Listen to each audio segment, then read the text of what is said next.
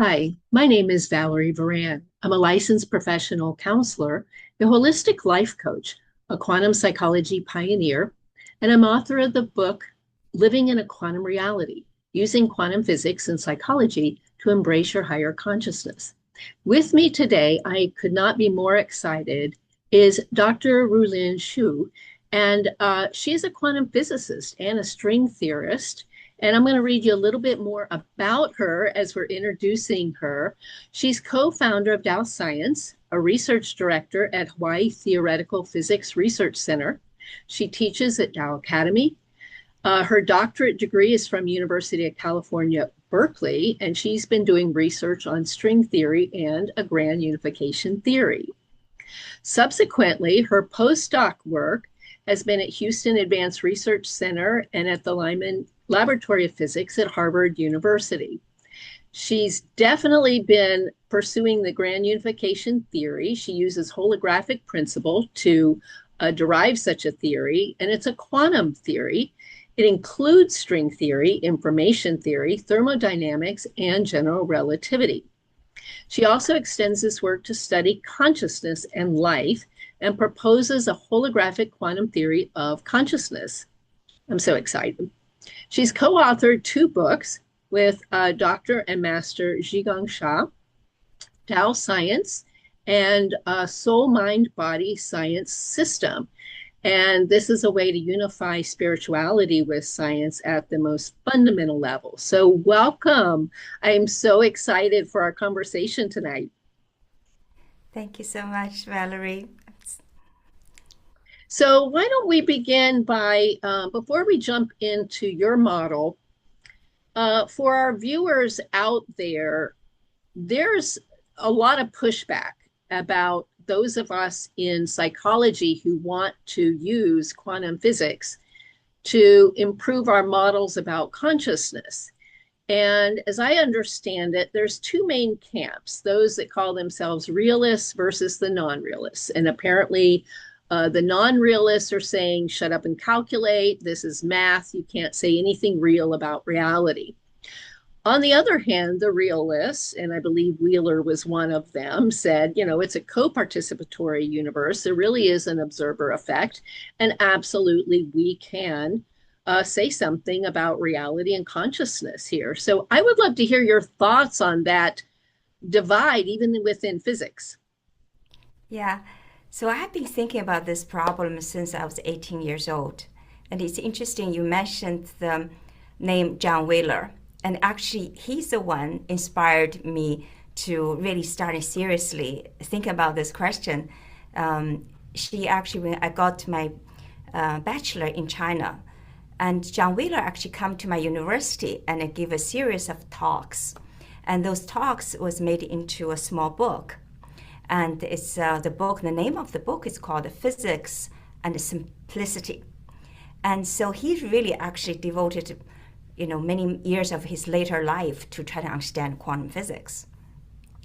And so that really inspired me. And I believe, but for many years, I could not understand quantum physics. I studied so hard and really did a lot of research.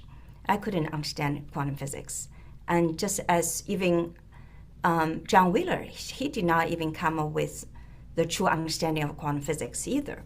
So I think that is the problem that is really facing the physicist. Is not just even other scientists, even quantum physicists, we don't understand. For a long time, at least for me, for a long time, I don't understand quantum physics. But I feel, last few years, I really made a progress and also published a paper, and we now have a complete understanding about what really quantum physics means. Oh, I love that. And yeah, right. I mean, we've heard the quotes out there. Was it Feynman that ended up saying, something about if anybody says they understand quantum physics, they don't understand quantum physics or something to that effect. So I love that you shared the story that Wheeler came to your university and really, really inspired you. And we might get into even more of that later. But maybe we'll start with where you ended. So, how would you introduce to viewers quantum physics kind of in a nutshell, like the big picture of it? Yeah, yeah. So actually, saying, I apologize, I have not answered your question whether I am realist about quantum physicist or about quantum physics or non-realist. And I believe quantum physics is real. It's already proven for more than 100 years, so nobody can question that. Quantum physics has already revolutionized the whole life, all our technologies, and every aspect of our life. Yes. So quantum physics has to be realistic, so the question is we don't understand it. And it's just how to understand it, how to understand the realisticity of the quantum physics. Oh, and I So love that. Yeah. So how would you say to people to understand it? yeah, so that is our work. Our work has, one book is called Tao Science, and one book is Soul, Mind, Body Science System. And also we published more than 20 papers. And one of the papers is about how to understand. We give a new interpretation about quantum physics. And so how to Beautiful. understand quantum physics? Yeah, it is. So we find actually the ancient Tao wisdom, which is a wisdom have more than 5,000 years of history, Mhm. and actually might give us some insight how to understand quantum physics. And so this kind of insight actually comes to me through an aha moment. And at that aha moment, I suddenly realized what quantum physics is really about. So it's actually based on this ancient Tao wisdom. So this Tao wisdom is really is that. So everything is made of three elements. Jing with matter, qi, the qigong is energy, Mhm. and then third one is the Shen. Shen in Chinese literally means magical, like magical. And so the Taoism said everyone has these three elements: matter, energy, and also magical elements. Everyone has it. Everything has it. Yeah. So what is this magical elements, right? So what is this magical elements? And so in that aha moment, I suddenly realized the whole quantum physics is study this magical elements. And this magical elements actually is a word, have a modern scientific word can respond to it. It is information, quantum information. Yes. Information is what gives the form and shape to things. So information gives the form and shape to the energy and matter. So it's not visible, it's not something you can grab, but on the hand, it's fundamental. It determines the matter and energy. So the whole quantum physics is actually study this. So if you look at the quantum physics, look at the mathematical formula, the whole quantum physics is calculating the information about a system or object. And the quantum physics tells you if you know the information, then you can calculate its property, its energy, and its quality, its character, everything. You know everything about this object. So the information is the key. And information in physics, you can measure it and you can calculate it. So it's very realistic. But it appears to be very mysterious because it's not something you can grasp. What you can measure is a matter. Mm-hmm. And what you can measure maybe is the energy. What you can feel is the energy. But information is not something you can directly feel, but then it secretly determines everything you're doing. I love that. And didn't Wheeler say it from bit and tried to say that in black hole science, information was also physical? How would you describe what he means by that? Yes. Yeah, so Wheeler has many amazing insights, actually. He Hmm. did get to very core, although he wasn't be able to do it mathematically. So he realized the information is the key, actually. So he said it from bit. So it means the matter, the things we can observe, things we can measure, we can experience, right? It is it. And it from bit. Bit is the information, right? It is the quantity that measures how much information in your system. Yes. So he basically it from bit is so beautifully summarized what really quantum Hmm. physics is about, what we experience, what we are we can measure is actually coming from the information. You know what I love about that too, when we think of Qigong, when we think of intention, when we think of energy healing, but I've noticed that they all have in common, and many people say this, but the intention seems to be almost like a quantum informational state of the heart, like your state of consciousness is some kind of a quantum informational state that does have the power and the influence to shape matter and energy.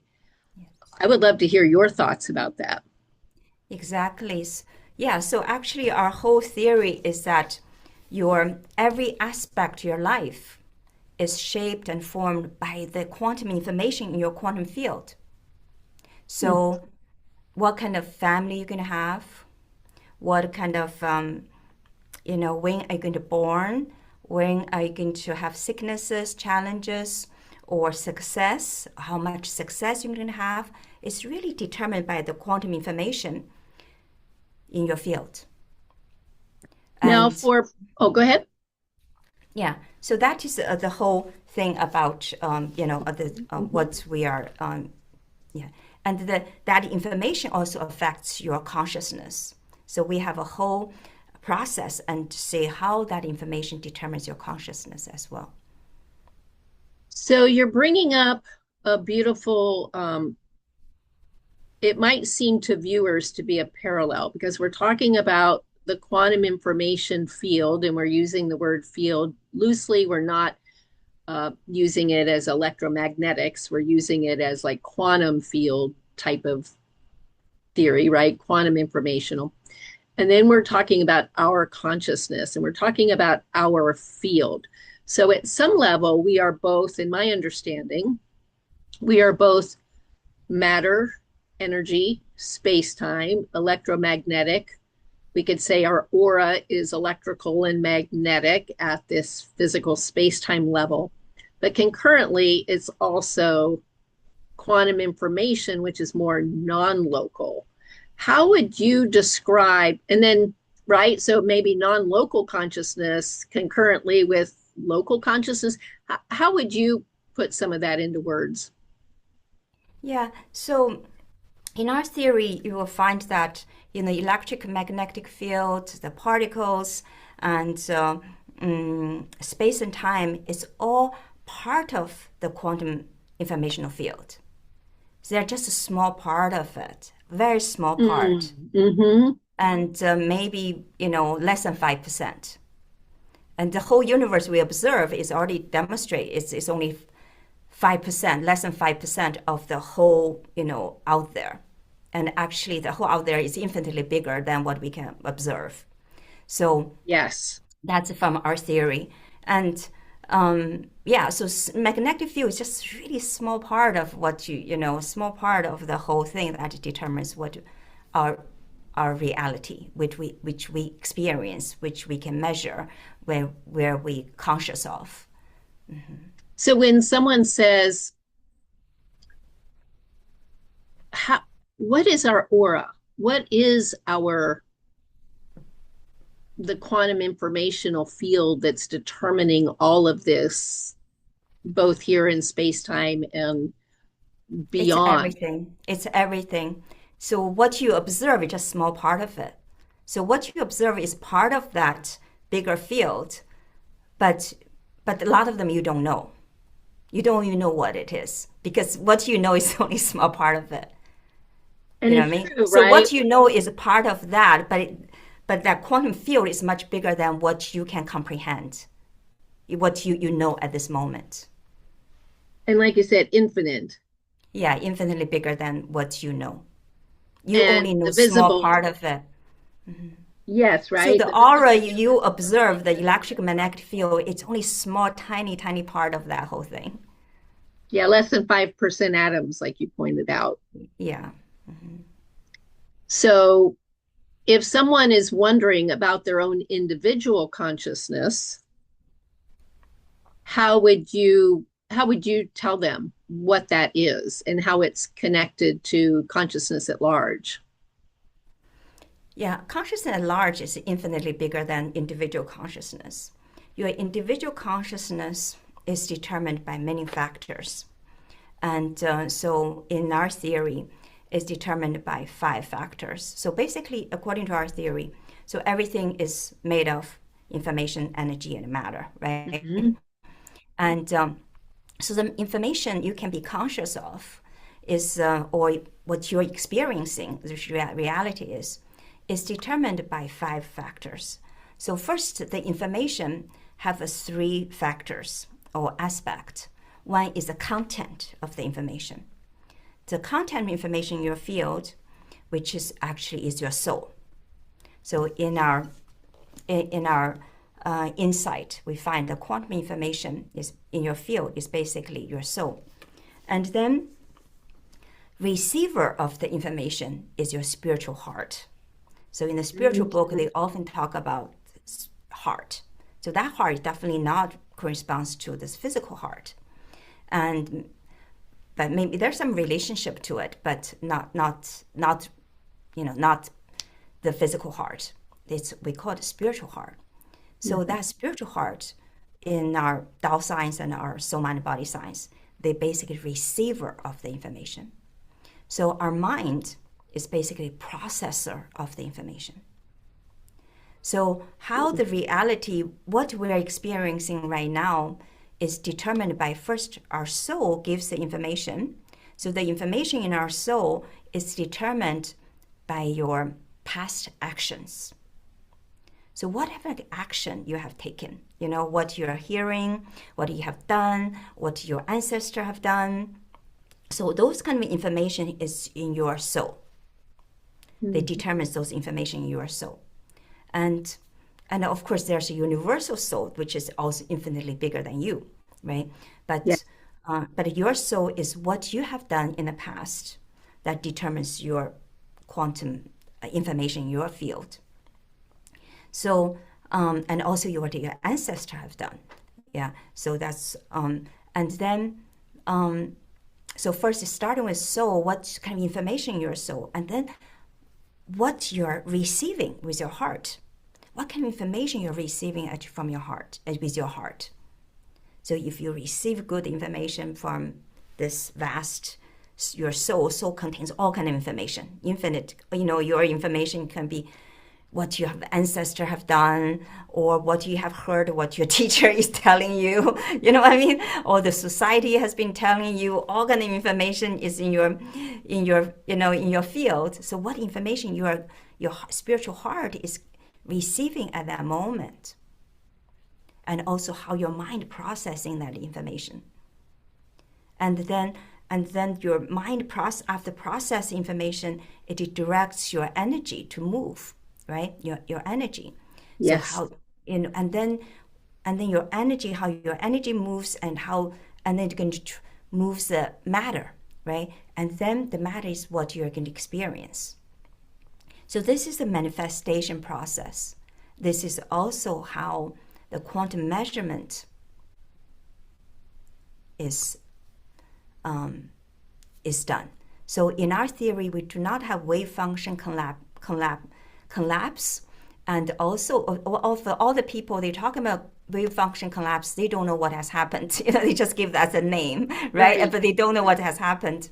So in our case, we give specifically what has happened, and what you're experiencing is determined first by your soul, and also determined by your heart, which is basically a detector and receiver of the information, and also determined by your mind, how you process that information. And it also determines what kind of energy the mind can moves. And so all those factors determines what you experience, your conscious experience, your life experience, and also what you observe in your measurement, quantum measurement. So if I'm following, and you just beautifully summarized it a couple of times for us, for viewers, especially viewers who may be really new to some of this, but there might be an oversoul, let's say, that's bigger than our soul. Our soul is more connected to the quantum informational field, and it's the sender of all this information, past, present, and future. The heart energy is the receiver, and the mind and brain is more filter and processor of the information that's actually been received, which is just a subset of what is within the soul. And of course, the soul is just a subset of what is within the oversoul. Yeah.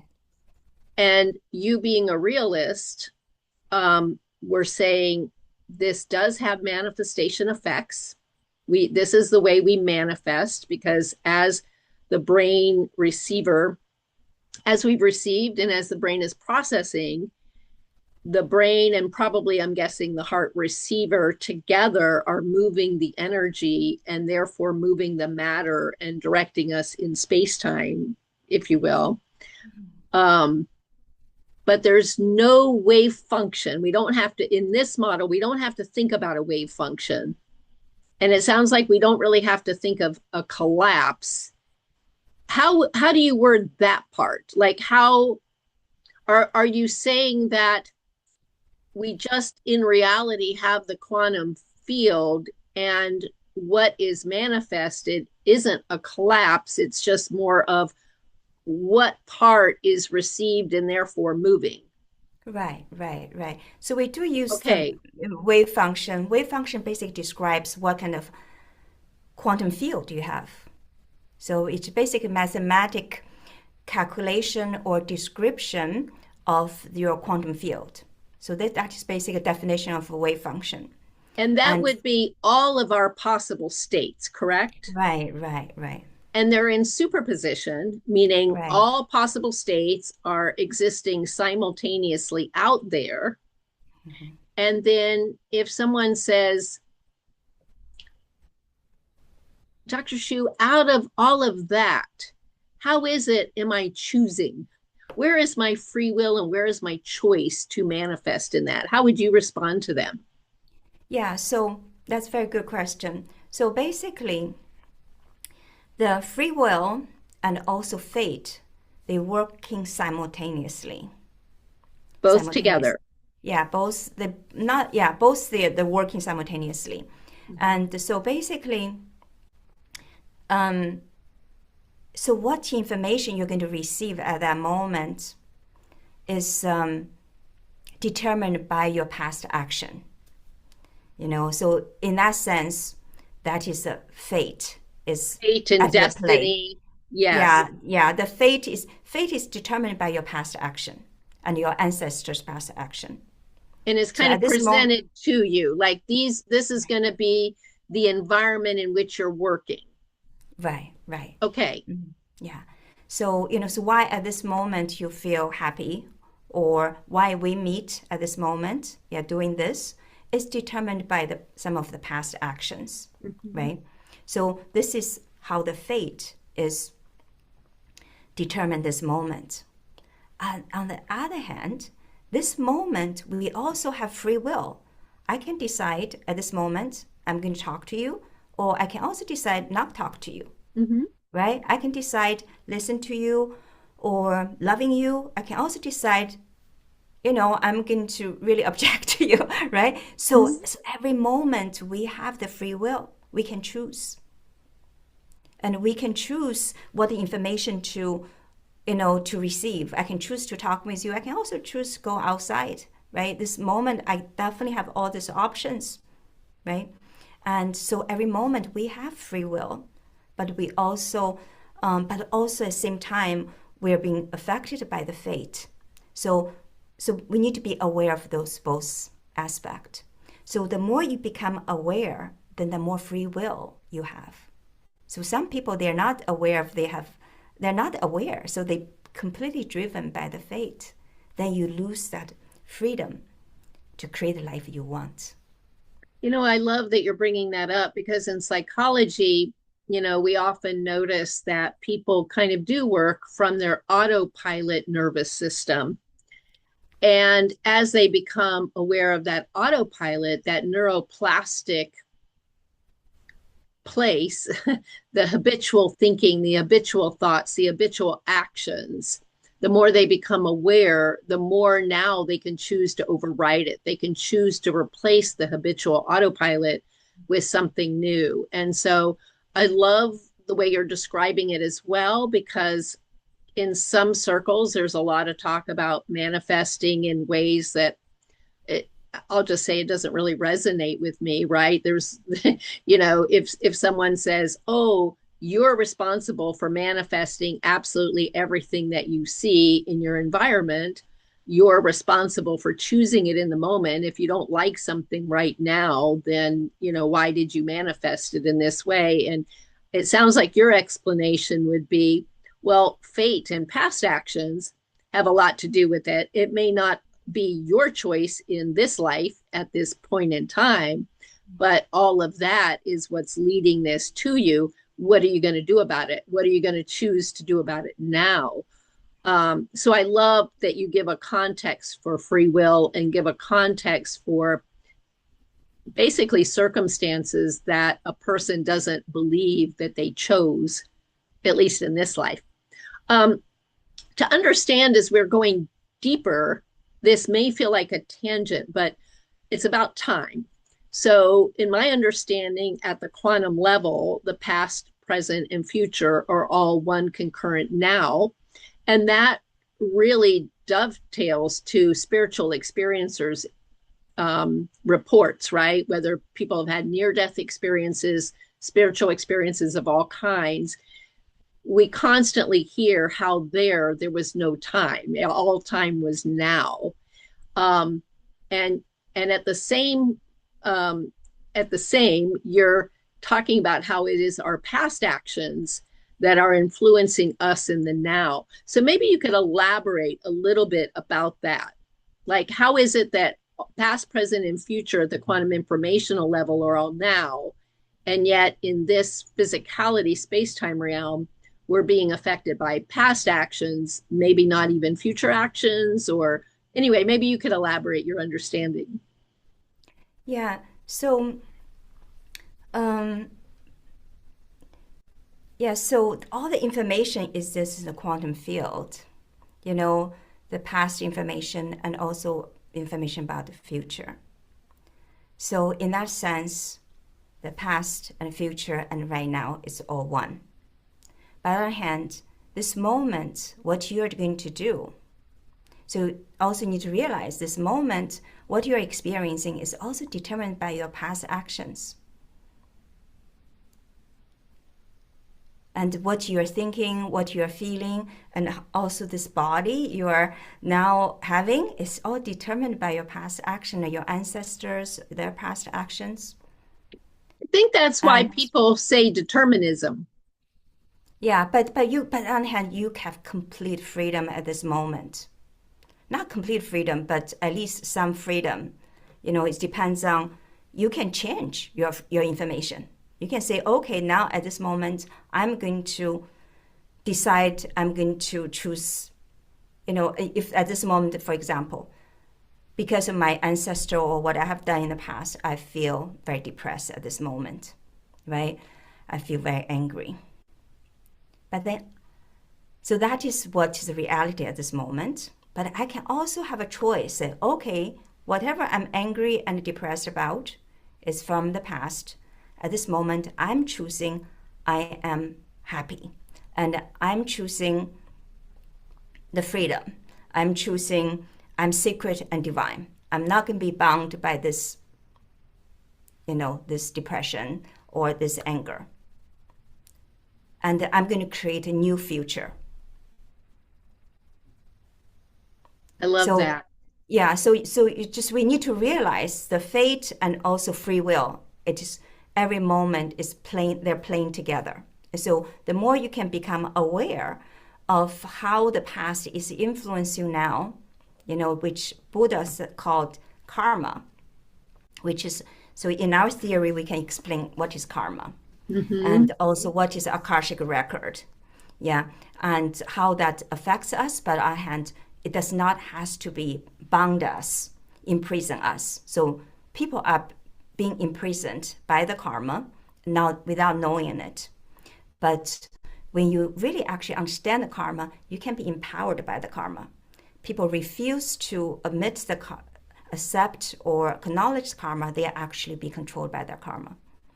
So which is very important for people to know. And then karma is actually realize, the past is affecting you, but on the other hand, you still, at this moment, you have freedom to choose and being empowered by the past karma to do something better.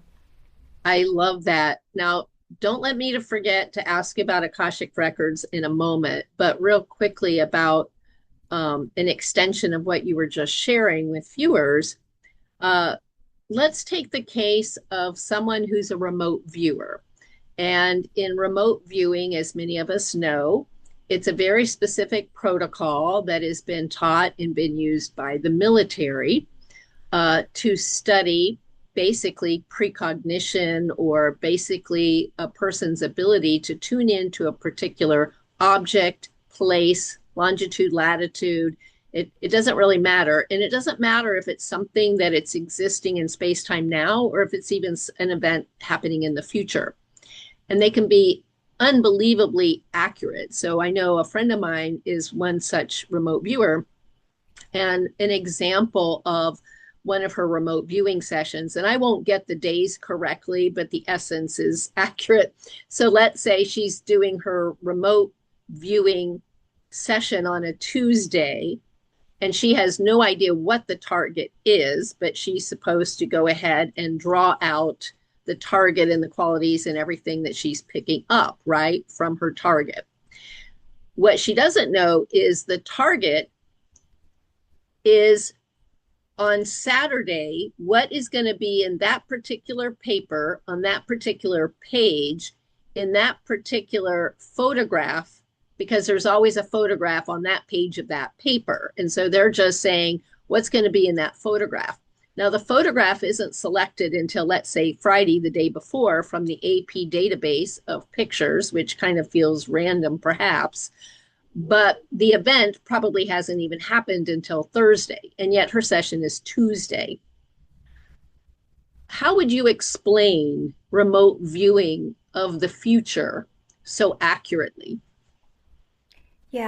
So this, like I said, all the information is in the quantum field, and you can get those informations. So there are people, so this is our natural ability. Everyone have this ability. You can know the future, you can know the past. But there's actually no meaning to do this. It doesn't really, so the real advanced spiritual leaders, they actually, they don't need to know the future. It's more about this moment. Yeah. And what you're going to do at this moment. And because this moment is really what is really counts. And but from the quantum physics point of view, everything is in the quantum field. You can know the past and know the future, and also know that the future can be changed any moment as well. So, we all can change the future. Every one of us can impact and change the future as well. And that reminds me of Wheeler as well, co-participatory, right? If we all in the now are making different decisions, no wonder that even if someone has tuned into the future, how it can change, especially along a timeline based on all the decisions we're making now. I love that. And would you say that the Akashic records is the exact same thing as the quantum informational field?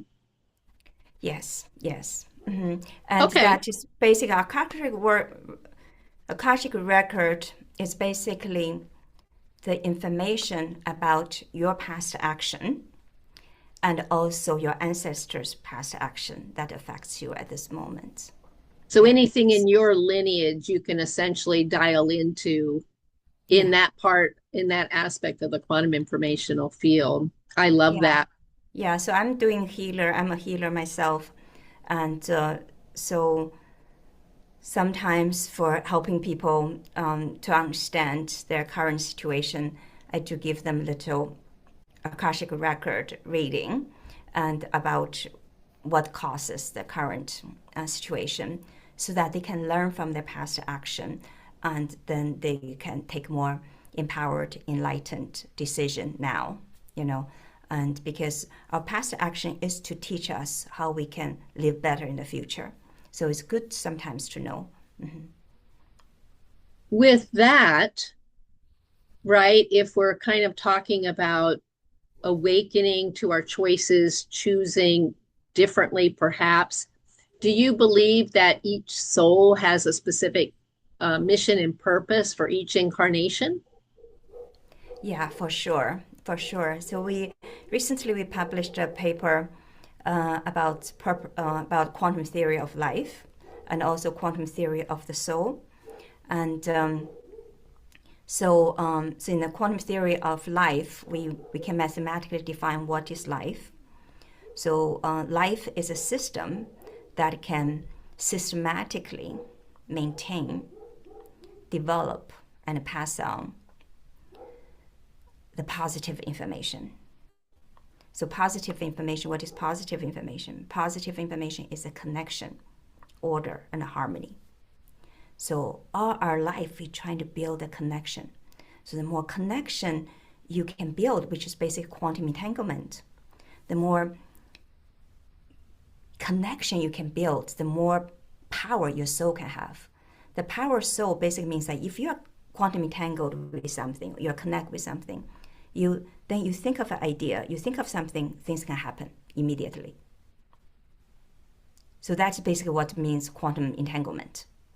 Quantum entanglement means I'm entangled with something. If I do something here, the other part, you're going to instantly feel it and do it. So the more connection your soul, the more connection you have, the more power you have. You think of something, immediately will happen. And so that is the purpose of life. Purpose of life is everything in life what we're doing, everything what's to build the life is a connection. Like my body, everything, my cells, organs, they're all connected, right? My mind is connected with everything. And, I'm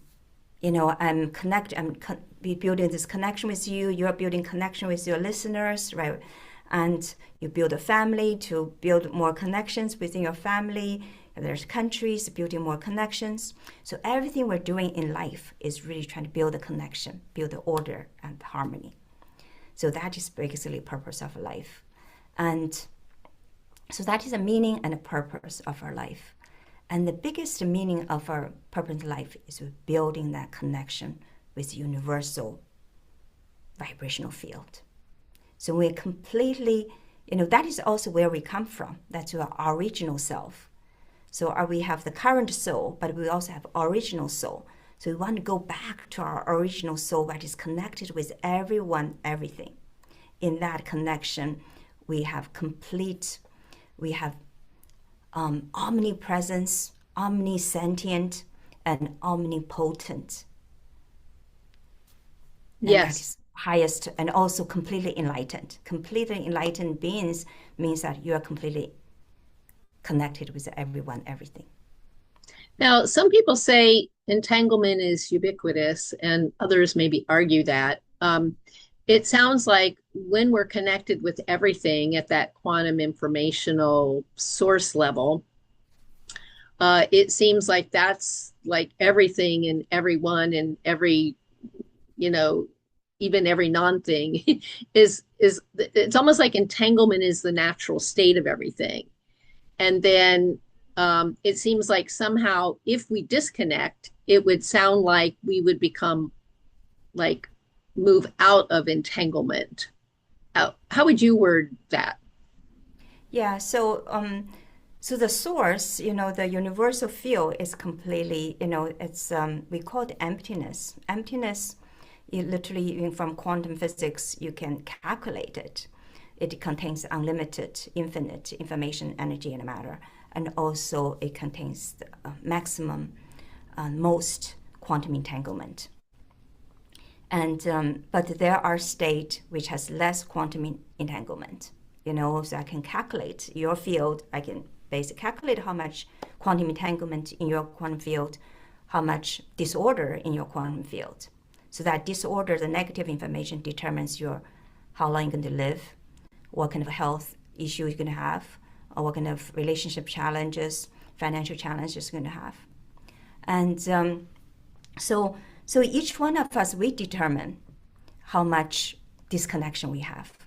That disconnection determined by how you think, right? How you feel, and how you act. It almost sounds like... So in that sense, you determine your own life. Yeah, that almost sounds like, and I love this because in all those religions that say the greatest of these is love, what would love be anyway, but the ultimate interconnectedness, right? I mean, that's essentially what love is, quantum informational interconnectedness at that source level, right? And so no wonder that's where all the power is. And no wonder how much we retain all of that interconnectedness. We retain that entanglement state, even across all space and time. No wonder we carry power. No wonder we feel like there's more harmony and order. No wonder we feel like we have more synchronicities and more ability to manifest, because those all kind of go hand in hand, don't they? And then I think I'm hearing you say that through our choices, our thoughts, our decisions, if I have a thought that I want to disconnect, that I want to go my own way, let's say, or I want to move myself away from that person or from that event, I, in that moment, am choosing to disconnect. And the more I choose to disconnect, the more I lose my power. Yeah, yeah, I love that. Yes. Um, So there's choice in you, you create your own reality. Mm-hmm. So in that way, right, we're creating our own reality. And like you said, on one hand, part of the determinism, part of the karma is the fact that we are intended to inherit source. We're intended to inherit all of this beautiful interconnectedness, and that being the meaning of all of our life is to retain that level of interconnectedness with all that is and not yet is. And yet here we are, the ones divorcing ourselves from it and choosing separateness for whatever reasons we have. And then, of course, we cry about the results. I love that. Oh, I feel like I could talk to you for hours about that, knowing that our time is not infinite tonight. I'd love to ask you, because there's a couple things coming up that I really want to make sure I understand your way of looking at it. So some talk about how anytime we think of matter, especially energy, well, the only reason I'm emphasizing energy there is because notice anybody who's had spiritual experiences, or if you're a Qigong master, right? If I'm studying Qigong or I'm doing clinical Qigong healing, mm-hmm. It feels like energy. It feels like energy moving. I can feel vibration. And it feels non-local, right? Like many of us have the experiences of non-local connection, information, downloads, telepathy. And so it feels like energy, and we don't have another word for it. But others will argue and say, you can't use the word energy because energy is a space-time metric. It's just the, energy and matter go hand in hand with space-time. And so anytime we're trying to address what's happening at the quantum informational level, the field of all potentialities and probabilities of all states, they're trying to say, and that's when sometimes I use the word power, but they're trying to say you can't use the word energy. It's not spiritual energy because energy is space-time. How would you help us with our confusion here about using the word energy and vibration for that matter? Mm-hmm. Yeah. So in quantum physics, this is basically quantum physics the energy, information, and the matter, all three are one. They are not separated. Like, any particle, they carries the energy. It also carries the information. And they also carries the wavelengths, which is something you can be measured. Yep. Yeah, or charge, something that can be measured. So the energy, matter, and information, they cannot be separated. And also all three elements, they're non-local. They are a field. They extend over space and time. So this Even is matter. something, yeah, even matter. Yes, exactly. That is exactly what quantum physics has discovered. Some people don't want to accept that, but this has been proven over and over and over and over again. And somehow some people just refuse to accept it, but it's already a proven fact. Wow. So in other words, if I want to use the word matter, I can refer to it at the non-local level, a non-local physicality. Exactly. It's already been proven by quantum physics. The Interesting. wave nature of a particle is basically showing it's not local. It's already been proven more than 100 years ago. So, Well, and so that brings us to wave particle duality. And I know one of the things I have, and just like you keep saying, I can go years and still trying to understand quantum physics. I feel like I can go decades and still trying to understand wave particle duality and the double slit experiments. But here's the thing where I think I've come to is in the early days, like let's say in the late 70s, and if I'm reading about wave particle duality, it wasn't very well explained. And so if I'm reading it as a layperson, I'm assuming it's a wave like an electromagnetic wave, yeah, that takes space and time to travel. And so, there we are talking about wave at the same time, and we're a particle and all of these implications of it and the non-local entanglement of it and what have you. And then you go to quantum field theory. And then in quantum field theory, you're hearing things like, no, no, no, no, it's none of that, because a quantum field isn't a field. It's not an electromagnetic field. It's just math. It's basically like a metric for math. It's state probability amplitudes. It's just math. And it's not really a wave the way you're thinking of it. And therefore, when you're talking, when someone loosely, perhaps a layperson, uses the phrase quantum coherence compared to regular coherence, or they use the phrase quantum resonance instead of regular resonance, like heart math talks a lot about energy resonance, right? And heart entrainment and all these other kinds of things. But then you have other people talking about quantum resonance, quantum coherence, quantum fields. But the way it's been explained to me is it has nothing to do with the way I normally would have thought of waves and fields. Basically, it's just a graph, and the graph looks like it has bumps. So those look like particles, and the graph looks like it has, let's say, it looks like it has waves that go together. And that's where the probabilities are more aligned. And so that would be more like a quantum resonance or coherence. So bottom line is this whole situation with wave particle duality and matter being non-local, and this whole thing between the quantum coherences and the electromagnetic. Can you clear that up for us a little bit? Yeah. So if you think about the wave. So the field is really, it is really just, so vibrational field is real. It is real. So it's a real vibration. Proven. Yeah, it's real vibration. So you already tested, so the waves, it's real. It's been already tested many times in every possible ways. And so this wave, you can, and this wave, the vibration, everything is a vibration. It doesn't matter, it's a particle, it is an electromagnetic field, it is a sand, it all have that quality. So and that is already been proven. Locally, but also non-locally. Yeah. It's a wave is a wave. It's kind of like an ocean wave. And what you see at this moment, it just depends on how how fine you can see, because some of the wave they're oscillating very fast, you don't see it, or they oscillate very so slow, you don't see that wavelength.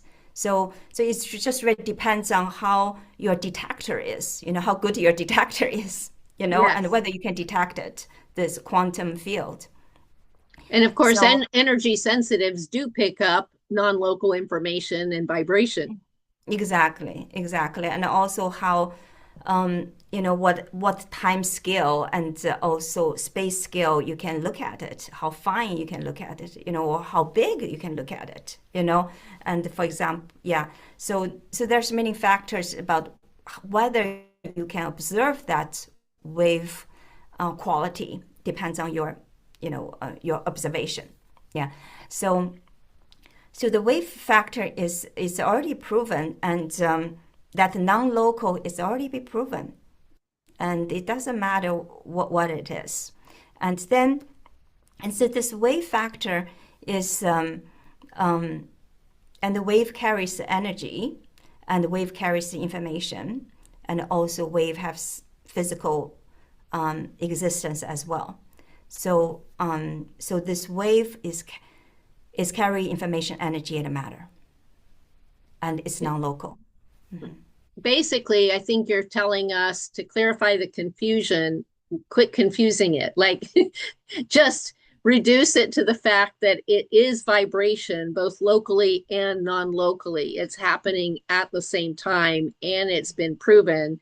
So it doesn't really matter in that way of thinking if it's happening at an electromagnetic resonance or coherence and having electromagnetic effects. It's also concurrently, it has like a mirror, so below, so above, it sounds like it's happening at the quantum level to have the same kind of coherence and the same kind of non-local effects, I guess. Would that be Yeah, electromagnetic field is just one of those quantum field. It's just just one of one? those quantum field. Yes. It's just one of them. There's millions of other quantum field exist there. We just, your little thing, you just, that's the only thing you understand. That doesn't mean that's the only existence, and Exactly. it also means that that's the only existence. You're trying to use that to explain everything. So I saw people trying to use quantum magnetic field try to explain everything. It's just very ridiculous, Yeah, that's just people, they don't understand physics. Yes, I thank you for that.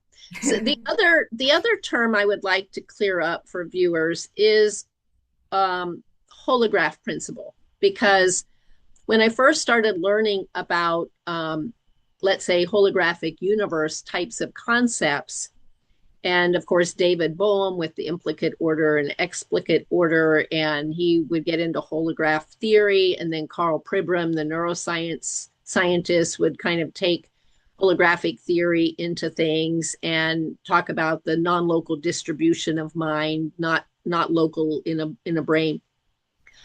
But I've had several physicists tell me that holograph is so specific to light space time that we can't use holograph vocabulary when it comes to quantum. So I would love to hear your thoughts about, like, because yours is called right, the quantum, the holographic quantum theory of consciousness. So I would love for you to clear us up there.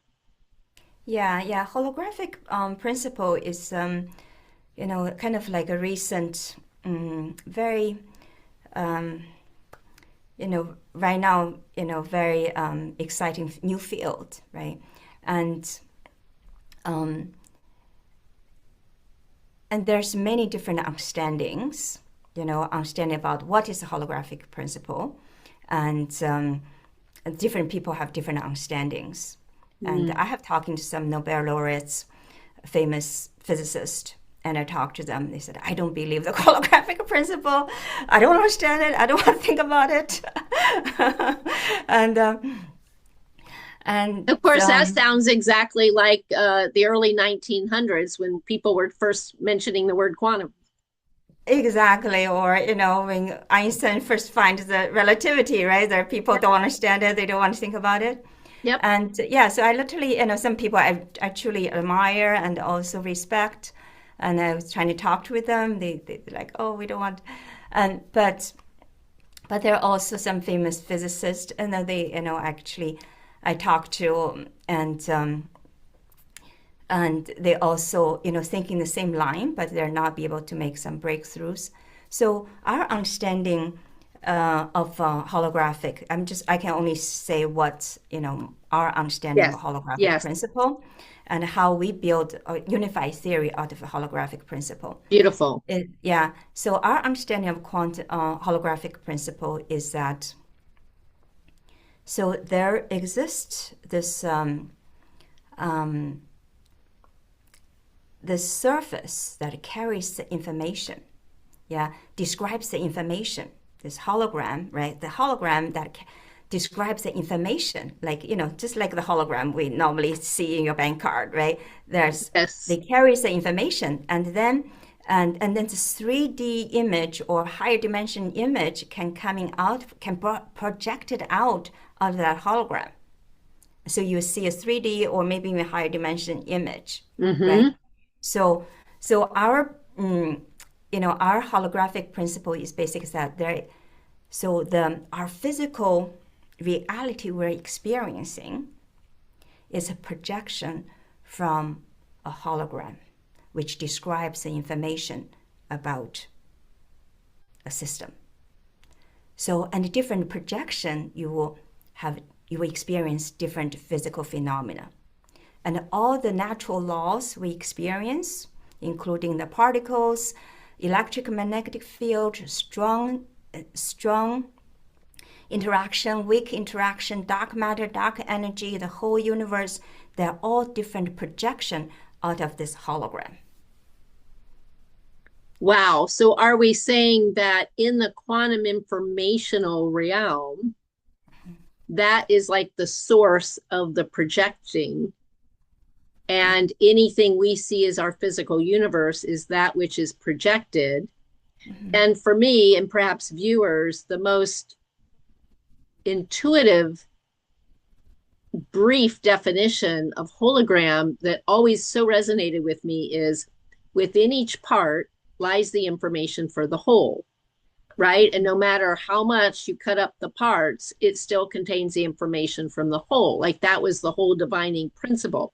Mm-hmm. But the ones who argue against it seem to be because they're equating it to light and inside the light cone. Yeah, so our definition is much broader than that. It does not depend on that. This hologram is fundamental. All the others is projecting out of that. So the light is projecting out of that hologram. So the hologram is a basic ingredient. That is like it's the first more fundamental. Fundamental, yeah. The particles, the light is actually coming out of that. Oh, I love that. And so in that case, a light hologram would just be a specific case out of the more general holographic principle that is much more broad and much more non-local. Right. The hologram is the information of the hologram is fundamental, and the particle is coming out of that. So the current physics is okay. We find the elementary particle, elementary forces, and everything is building out of that, right? And then, so in our unified theory, is the hologram is fundamental. The elementary particles, fundamental forces, the universe, dark matter, and dark energy is a projection out of that. I love that. That's exciting. Yeah, and so by doing that, we can unify everything. How about with relativity? Yeah, we can unify relativity with quantum physics, with string theory, with thermodynamics, with everything, and also we can predict what is dark matter, dark energy, and we can make many powerful predictions about what is a cause, about the cosmological constant, and also predict why our universe is dominated by matter, but not not the antimatter. So we can Hmm. make amazing predictions, which is not possible with current physics. I cannot wait to read your entire theory, to be honest. I'm I'm very, very excited about that. Now, of our viewers, there's probably going to be many of them that remember Dr. Edgar Mitchell, right? He came back from his Apollo 14 mission. He's that astronaut who came back to found Institute of Noetic Sciences because of his own mystical experience. I think they call it the overview effect that many astronauts have when they're in space and they have these mystical experiences. But he came back and very much believed, he called his theory after, he came back, he would call his theory a quantum holographic kind of theory. Are there any, for our viewers, like just key differences or something that you may want to mention? Yeah, I won't call him, he has a theory. He has some experience, Mm-hmm. and but we are a real physics theory, So I cannot compare because I don't think he has a physics theory. He has Oh, some insights.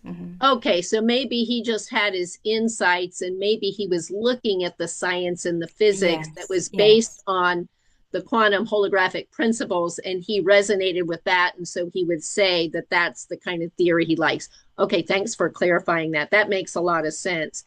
And then maybe just a last question.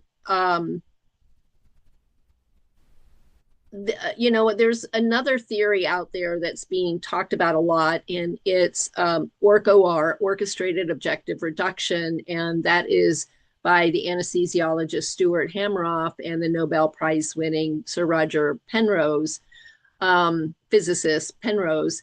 And in their theory, and I hope I at least get up an aspect of this correct, but there is a role for entanglement. And then there seems to be this natural lifetime decay rate for gravity. And in their model, there is a real wave function and a real collapse of the wave function, but it's the relationship with gravity that's involved there. And it leads to a proto-conscious moment. So their consciousness is not fundamental. I guess the question would be, in yours, is consciousness fundamental? And how does your role for gravity differ? Yeah, so the gravity is one of the things that's projecting out of that hologram, you know. And so in this holographic theory, there exists the fundamental information. This hologram is basically, holds the Mm-hmm. information. Mm-hmm. And so which is actually consciousness, form that hologram. And then the gravity and also electromagnetic field is one of those projection out of that. And so, would you feel that?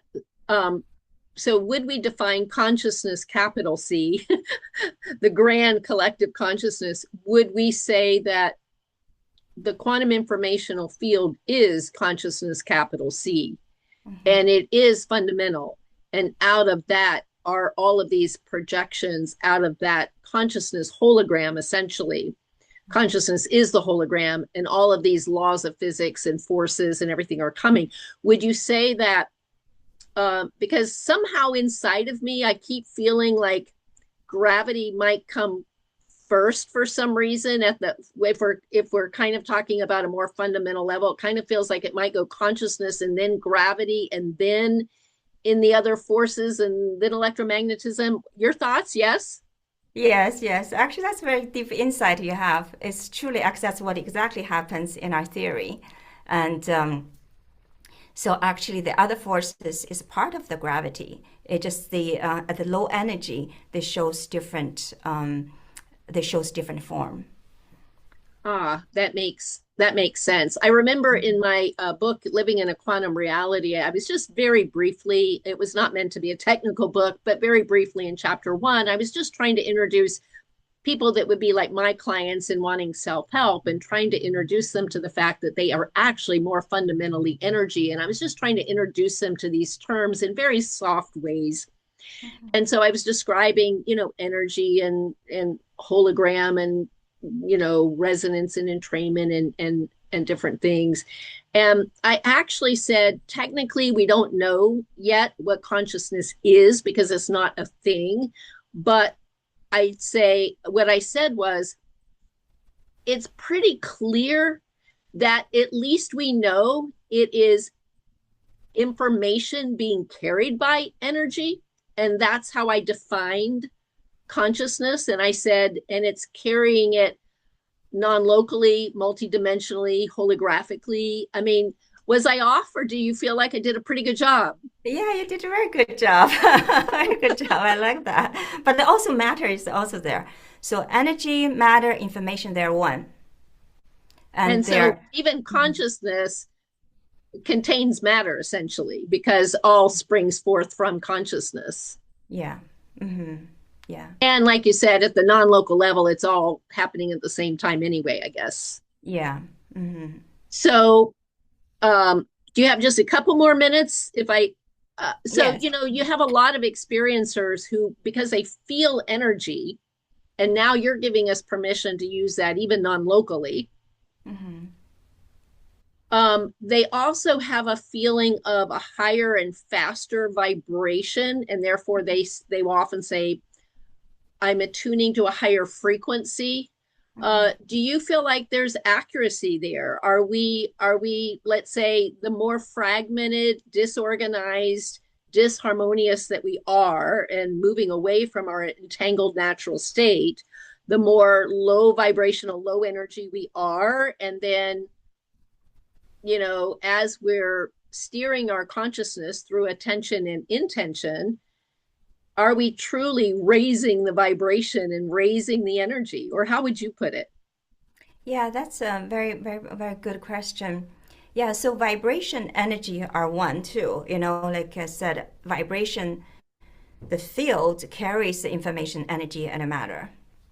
And so the in quantum physics, the higher frequency carries more energy. So so when you can capture the higher energy, higher frequency field, then you have more energy. So yeah, so that is accurate. That intuition people have, right? And yeah, that is like a science I can provide. But but if you have more question, I'd be happy to, because it's a very good question. Do you feel like I answer your question or? Well, I do, because I think, in short, you're giving viewers permission, to use that term and to feel like they're being responsible with it.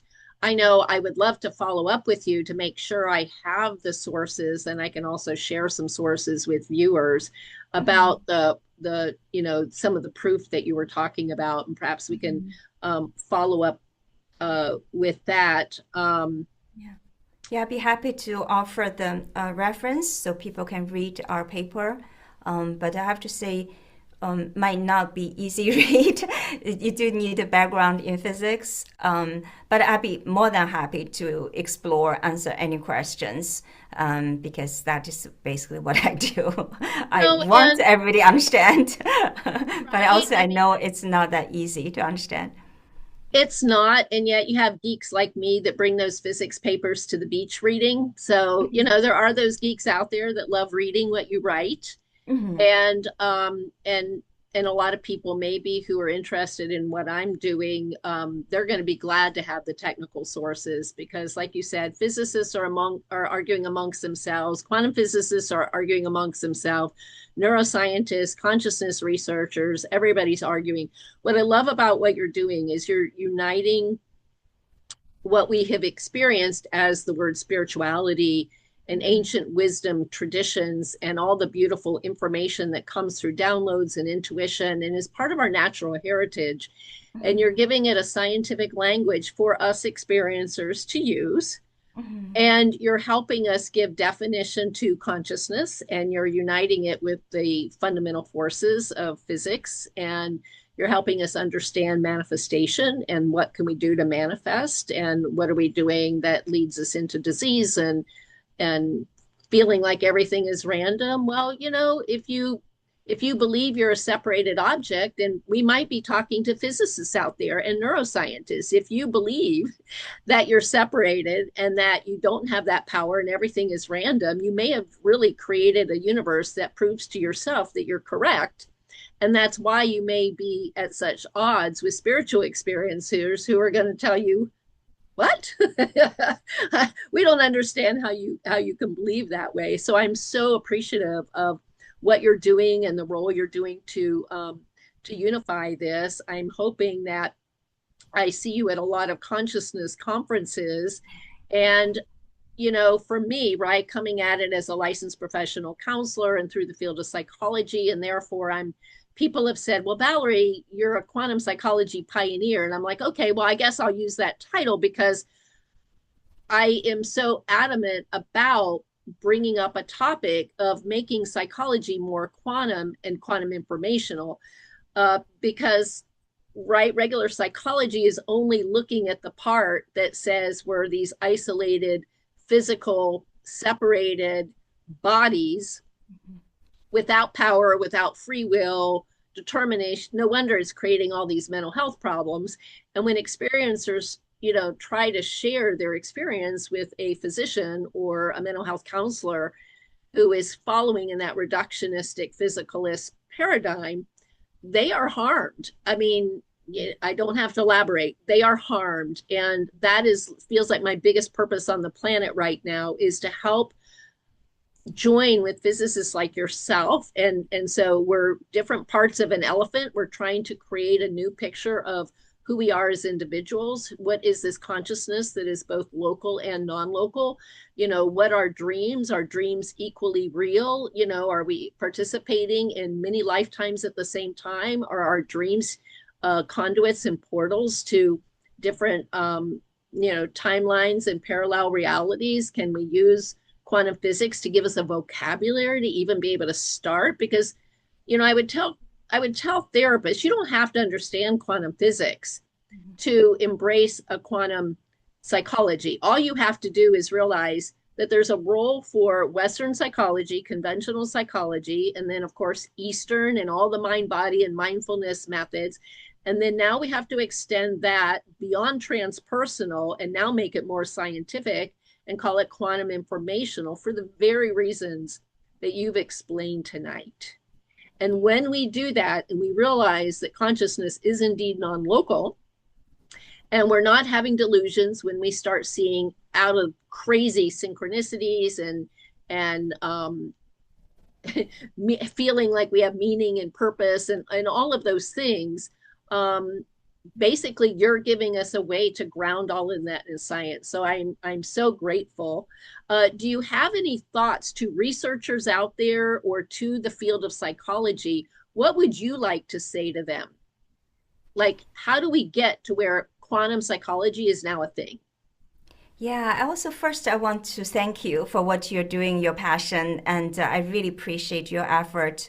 And I agree with you, this is so important because quantum physics has already revolutionized every aspect of our life except medicine, except our understanding about physics, our reality. And it's time for us to doing it. If we don't understand the quantum level, we, like you said, we could harm ourselves.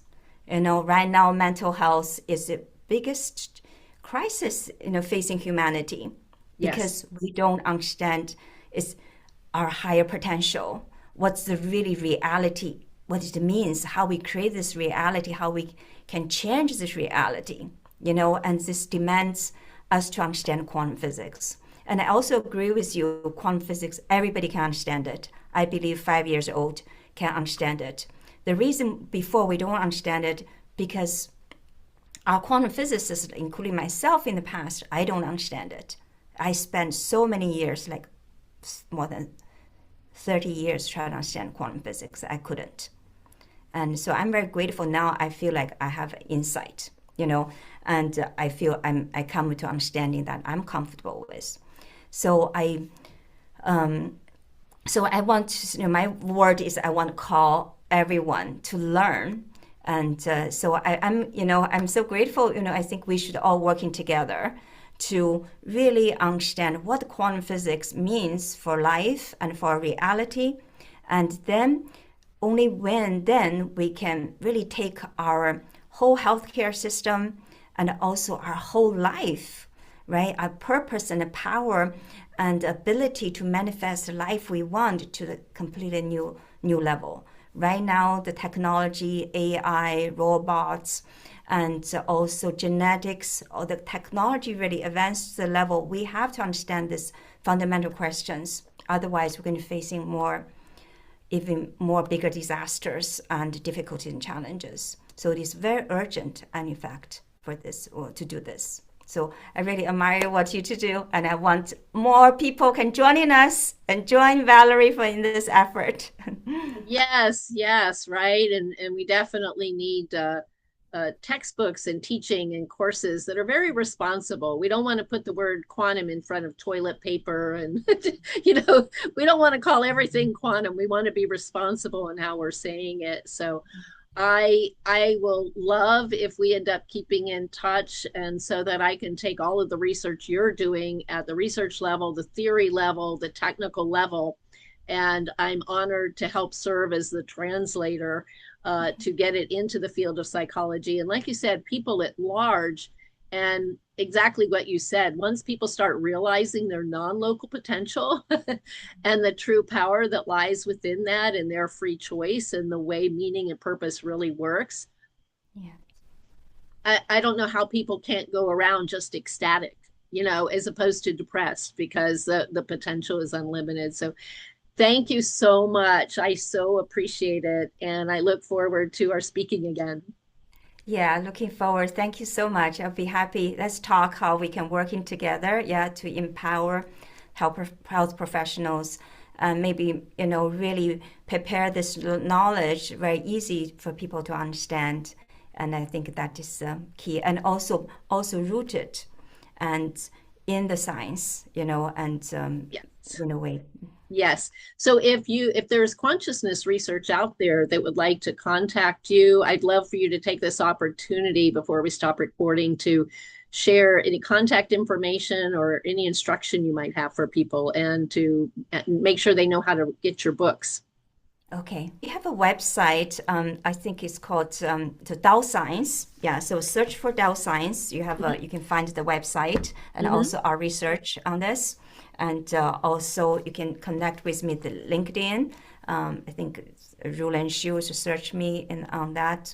And you can test me. Also Facebook, although I don't regularly check them. And also email. Rulin Xiu at gmail.com, or so I have several emails. So search me, you can find me to connect with me, or find the Dao Science, find our papers. Beautiful. Well, thank you so much.